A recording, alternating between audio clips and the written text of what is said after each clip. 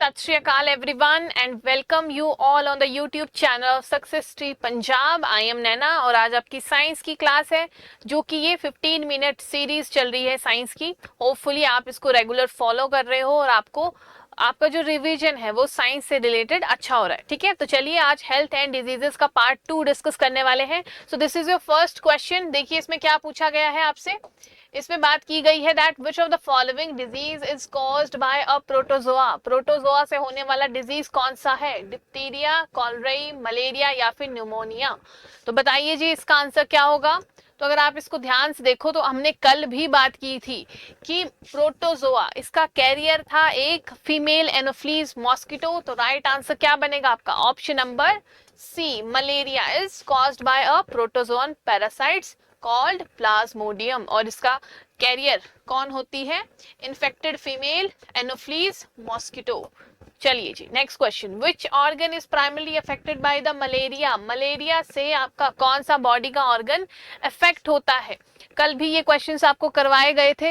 ये आपका kind of revision भी हो रहा है। ठीक है, तो बताइए हार्ट, किडनी, स्प्लीन या फिर स्टमक। तो हमें पता है कि जब भी किसी को मलेरिया हो जाए तो स्प्लीन जो है वो इंपैक्टेड होता है।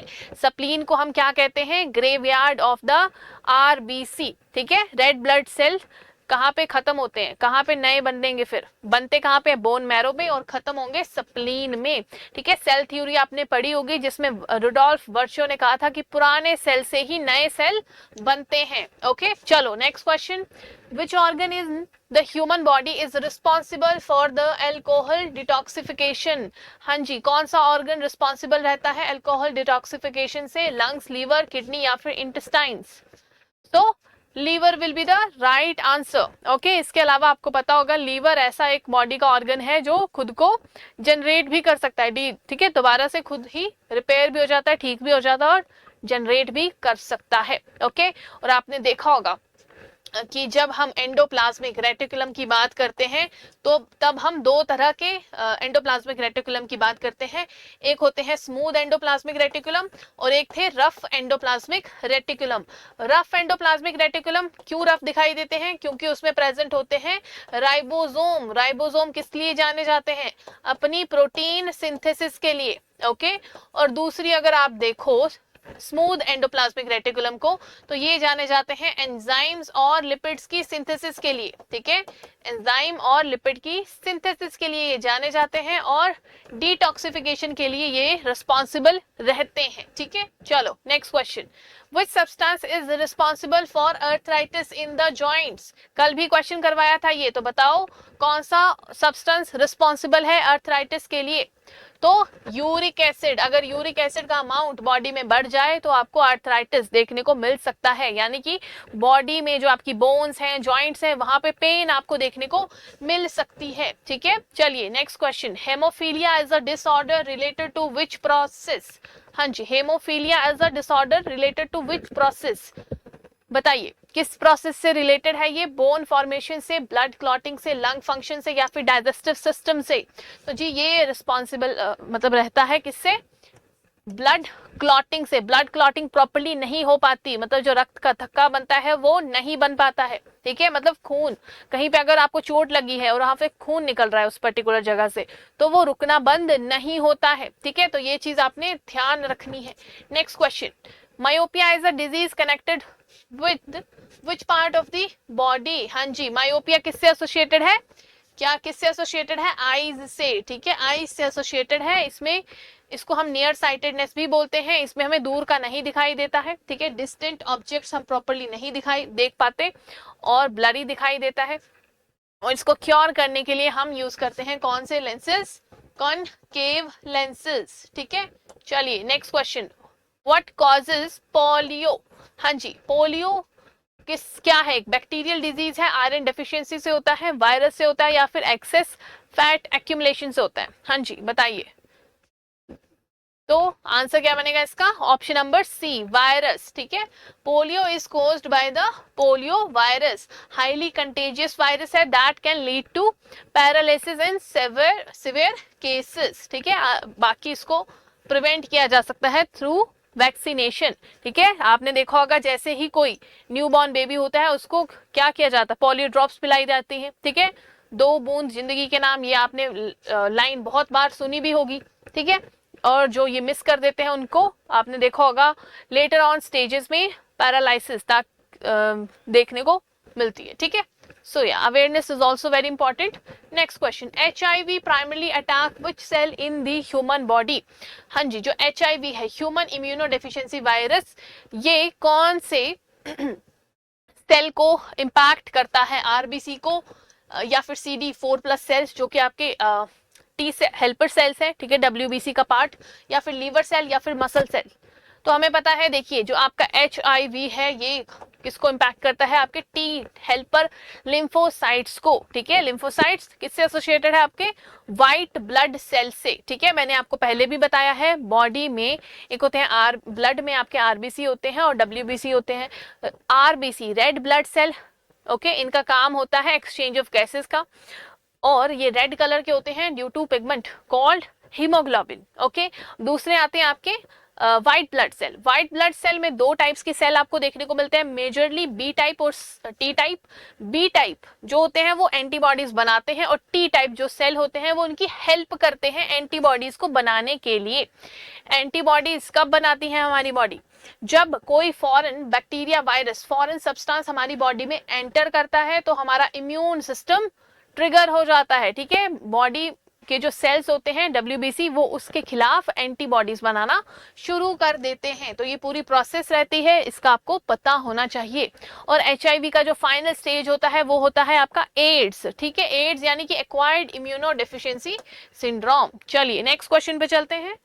Chicken pox is caused by which virus? हाँ जी, measles virus, varicella zoster virus, rubella virus या फिर मम्स वायरस?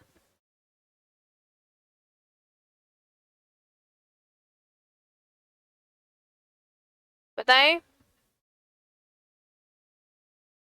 तो राइट आंसर क्या बनेगा आपका, ऑप्शन नंबर बी, ठीक है, varicella zoster virus. Chicken pox is caused by this virus, it is highly contagious. Contagious का मतलब होता है स्प्रेड हो सकता है, ठीक है, बहुत जल्दी। इची होता है, ब्लिस्टर लाइक रैशेस आपको बॉडी में देखने को मिलते हैं, ठीक है। चलो next question, measles is transmitted through which mode? हाँ जी, जो मिजल होते हैं वो किस मोड से ट्रांसमिट हो सकते हैं दूसरे पर्सन को?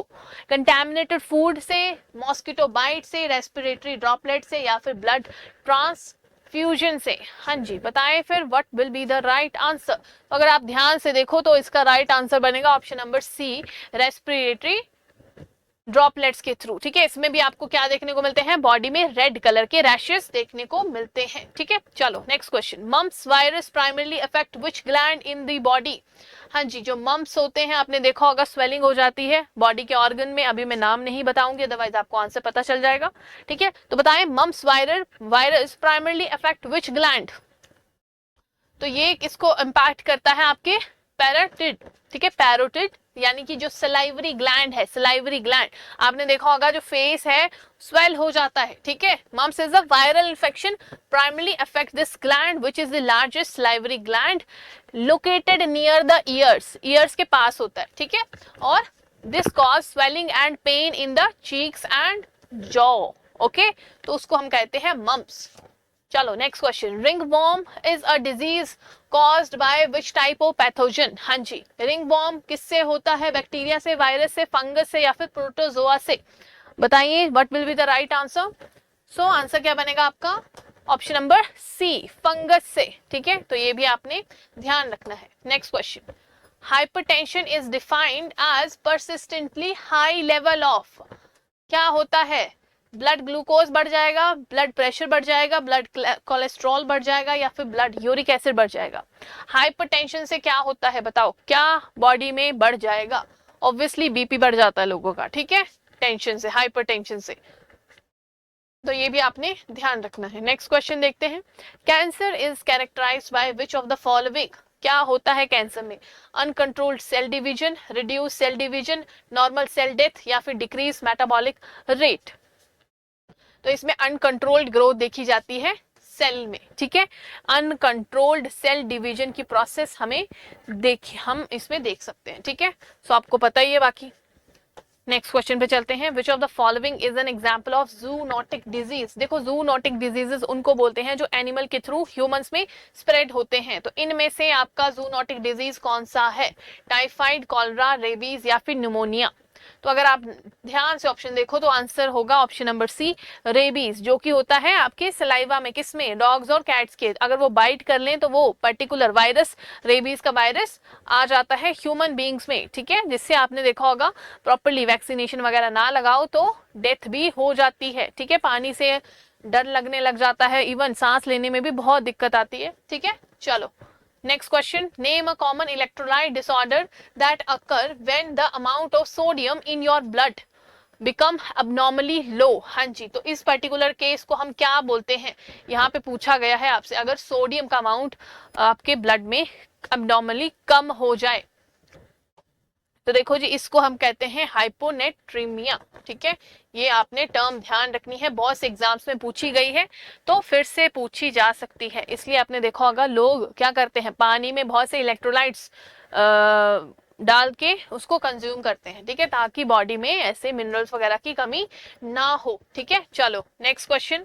विच set of diseases are caused by bacteria. हाँ जी, इनमें से कौन कौन से ऐसे डिजीजेस हैं जो कॉज होते हैं बैक्टीरिया के थ्रू? तो बताएं जी, what will be the right answer. सोचिए जल्दी. अगर आप ध्यान से ऑप्शंस को देखो तो एक ही आंसर बन रहा है और वो है आपका ऑप्शन नंबर बी. ठीक है, टाइफाइड, कॉलरा और ट्यूबरक्लोसिस ये कॉज करते हैं आपके बैक्टीरिया. ओके, चलो नेक्स्ट क्वेश्चन. इसमें पूछा गया है which of the following disease is not caused by a mosquito bite. Mosquito bite से कौन सा डिजीज नहीं होता है? मलेरिया, डेंगू, चिकनगुनिया और हेपेटाइटिस. तो ध्यान से देखो, हेपेटाइटिस ये होता है आपके वायरस के थ्रू. ठीक है, और मैंने कल ही आपको बताया था hepatitis A B C D E बहुत सी इसकी टाइप्स होती हैं और इनका स्प्रेड होने का जो मैकेनिज्म होता है वो भी डिफरेंट होता है. चलो नेक्स्ट क्वेश्चन पे चलते हैं अब. See this is the rapid fire series. ठीक है, रैपिड फायर का मतलब होता है कि मैक्सिमम क्वेश्चंस हम कम टाइम में सॉल्व करें. ठीक है, सो होपफुली आपको समझ आ रहा है कि आपने भी इसी तरीके से आंसर्स को अटेम्प्ट करना है ताकि आपका जो एक्टिव रिकॉल करने का मैकेनिज्म है वो भी फास्ट हो सके. सो क्वेश्चन में पूछा गया है पोलियो वैक्सीन किसने डेवलप की है. हाँ जी, पोलियो वैक्सीन अभी पढ़ा था आपने पोलियो वायरस के बारे में. तो ये किसने डेवलप की है? जॉनस सॉल्क ने. ठीक है, जॉनस सॉल्क ने इन अर्ली 1950s. ओके, चलिए नेक्स्ट क्वेश्चन. हाँ जी, first vaccine for smallpox. हाँ जी, स्मॉल पॉक्स की फर्स्ट वैक्सीन किसने बनाई थी? बताइए, डिस्कवर किसने की थी? लुइस पास्चर ने, अलेक्जेंडर फ्लेमिंग ने, रॉबर्ट कॉच ने या फिर एडवर्ड जेनर ने? तो ये किसने डेवलप की, डिस्कवर की थी? एडवर्ड जेनर ने. ठीक है, वर्ल्ड्स फर्स्ट सक्सेसफुल वैक्सीन किसकी थी? ये स्मॉल पॉक्स की. ठीक है, 1796 में. ठीक है, और इनको फादर ऑफ इम्यूनोलॉजी भी बोला जाता है. तो आपको मैं बता दूं, स्मॉल पॉक्स की स्टोरी है ये. ठीक है, मतलब जिन लोगों को उन्होंने नोटिस किया था कि जिन लोगों को काउ पॉक्स हो रहा है उनको उनकी जो डेथ नहीं हो रही है स्मॉल पॉक्स से. ठीक है, क्योंकि उनकी बॉडी इम्यूनिटी बना रही है उस पर्टिकुलर वायरस के खिलाफ. ठीक है, तो इस तरीके से इन्होंने डिस्कवरी की थी. बहुत ही इंटरेस्टिंग स्टोरी है, इसके बारे में आप जरूर पढ़ना. ठीक है, चलो नेक्स्ट क्वेश्चन देखते हैं. Who coined the term vaccine and vaccination. हाँ जी, ये दो टर्म्स है, वैक्सीन और वैक्सीनेशन, किसने कॉइन की है? तो जी ये कॉइन की है लुइस पास्चर ने. ठीक है, लुइस पास्चर ने. आज आप पास्चराइजेशन ऑफ मिल्क कंज्यूम कर रहे हो. ठीक है, it is because of him, so याद रखना. सो ठीक है, Louis Pasteur who coined the term vaccine and vaccination in the late 19th century. Okay, and this term vaccine is derive from a Latin word vacca. ठीक है, meaning काओ, क्योंकि मैंने पहले ही बताया ना आपको काओ पॉक्स के थ्रू ही स्मॉल पॉक्स की पहली वैक्सीन बनी थी. ठीक है, so that is the reason. Who first develop the vaccine for rabies in humans. हाँ जी, रेबीज की वैक्सीन किसने डेवलप की थी? रॉबर्ट कोच ने, लुइस पास्चर ने, स्टैनले ने या फिर जोसेफ लिस्टर ने? बताइए. तो ये करी थी लुइस पास्चर ने. ठीक है, फर्स्ट वैक्सीन कब? 1885 में. ओके, तो ये ध्यान रखना, बहुत ही ज्यादा इंपॉर्टेंट क्वेश्चन है. चलो next question. Which of the following diseases can't be prevented by a vaccine. इनमें से ऐसा कौन सा डिजीज है जो वैक्सीन के थ्रू प्रिवेंट नहीं किया जा सकता? पोलियो, टेटनस, मिजल्स या फिर बेरी बेरी। तो देखो ये 3 तो हो सकते हैं वैक्सीन के थ्रू, बाकी जो बेरी बेरी है वो होता है विटामिन A B1 की कमी से, ठीक है। तो ये तो डाइट उस तरह की लोगे आप तो विटामिन B1 की कमी पूरी हो जाएगी, ठीक है। न्यूट्रिशनल डेफिशिएंसी है ये क्योंकि। चलो next question, who discover penicillin. हाँ जी, पेंसिलिन की डिस्कवरी किसने की थी? Most important question. ये की है आपकी एलेक्जेंडर फ्लेमिंग ने, ठीक है। And it is the world's first antibiotic, ध्यान रखना वर्ल्ड्स फर्स्ट एंटीबायोटिक है। Next question, the study of viruses is called. हाँ जी, वायरसेस की स्टडी को हम क्या बोलते हैं? याद रखना वायरसेस ना तो लिविंग ऑर्गेनिज्म की कैटेगरी में आते हैं ना ही नॉन लिविंग की, वो बीच में आते हैं लिविंग और नॉन लिविंग की। और वायरस को हमेशा कोई ना कोई होस्ट सेल, होस्ट ऑर्गेनिज्म या सेल की जरूरत चाहिए होती है खुद को रेप्लिकेट करने के लिए, ठीक है। तो देखिए जी, स्टडी ऑफ वायरसेस को कहते हैं हम वायरोलॉजी, ठीक है। Pathology is the study of diseases, pedology is the study of children's behavior and biology is the study of life in general. Next question, the disease causing microorganisms are called, इनको हम कहते हैं pathogens, ठीक है। क्या कहते हैं? Pathogens. Next question, entomology is the study of what. Entomology किसकी स्टडी है? बर्ड्स की, इंसेक्ट्स की, फॉसिल की या फिर फंजाई की? बताइए बताइए। So entomology is the study of insects, ठीक है। नेक्स्ट क्वेश्चन देखो, स्टडी ऑफ बर्ड।